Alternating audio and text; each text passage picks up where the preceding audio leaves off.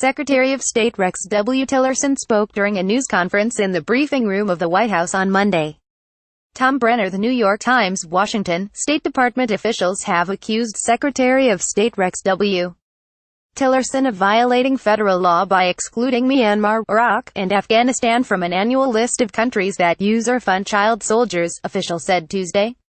Mr. Tillerson omitted the three nations from an annual list of offenders, which prohibits them from receiving aid and weapons from the United States, over a unanimous recommendation from internal lawyers and regional bureau heads, according to an internal dissent memo first obtained by Reuters. Excluding the nations from the list makes it easier for the United States to provide military aid.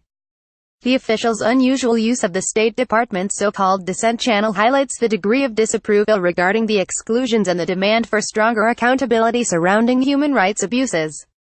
The Secretary is not obligated to follow any recommendations, beyond contravening U.S. law. This decision risks marring the credibility of a broad range of State Department reports and analyses and has weakened one of the U.S.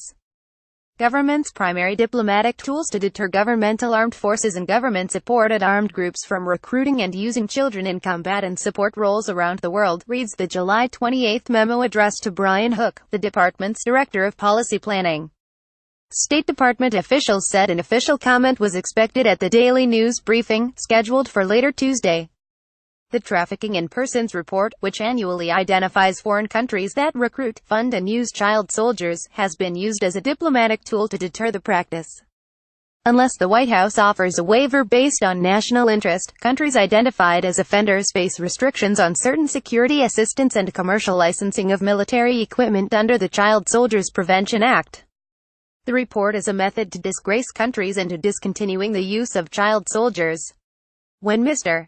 Tillerson released the 2017 report in June, he had justified his decision to omit the three by pointing to the country's efforts to crack down on the crimes.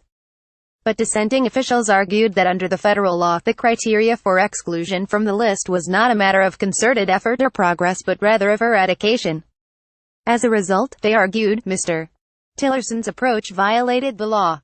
In the memo, the officials argued that the decision to exclude the countries has risked sending a message to the authorities in all three countries, and to the international community, that minimal efforts are enough, and that the United States was not interested in holding countries accountable for abuses. Before the 2017 list's release, the State Department's Human Rights Office as well as the heads of regional bureaus overseeing embassies in the Middle East and Asia had joined the unanimous recommendation by internal lawyers. In the July memo, the officials urged Mr. Tillerson to heavily weight these consensus recommendations and consult subject matter experts before releasing future reports.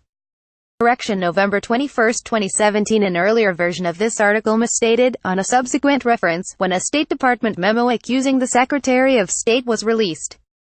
It was July, not June.